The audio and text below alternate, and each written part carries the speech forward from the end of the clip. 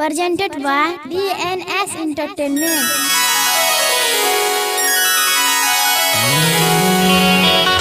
देखिए भैया, हम गायक बंशीधर चौधरी और हमारे छोटे भाई गौरव ठाकुर जी आज हम दोनों भाई मिलकर एक बहुत शानदार जीजा जी और साली के गीत DNS एंटरटेनमेंट के माध्यम से आप सबके बीच लेके आइल बानी।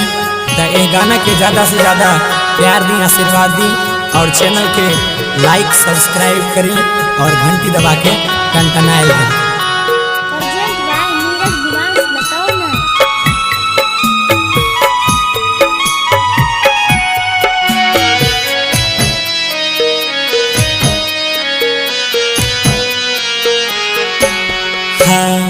बड़ा रे जतन से साली के पटली आई रे, साली के पटली आई रे, से हो साली के सारू लेने जाए।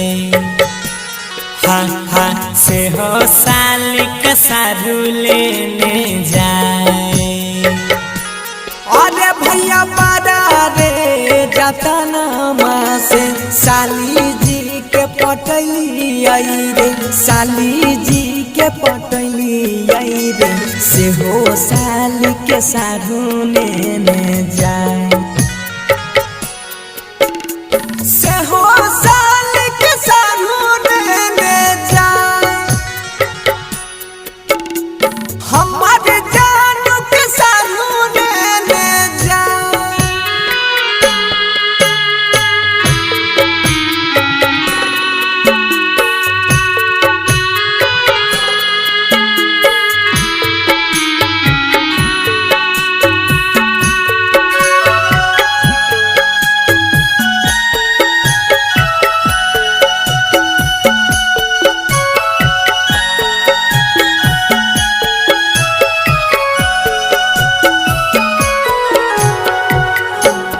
आहो भैया दामी दामी लहंगा चोली किनी किनी दिली आई हो, लानी लानी दिली आई हो, सारू सारी पिन्हाई लेने जाए।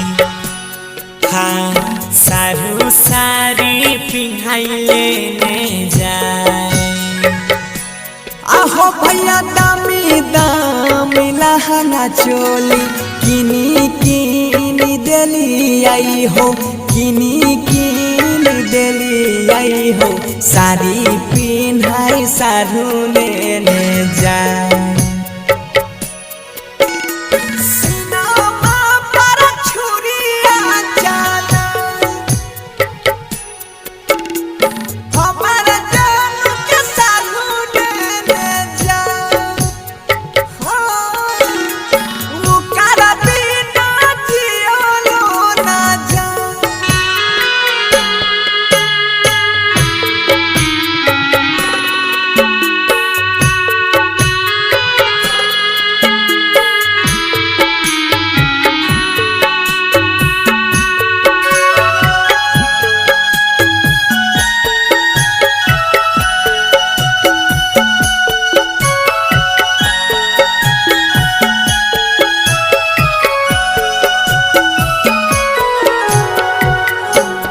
आहो रामा बेकार भेल करल धारल, छुटा लै संगतिया हो, छुटा लै संगतिया हो, ससुरा जाय के जैतै सब भुलाए।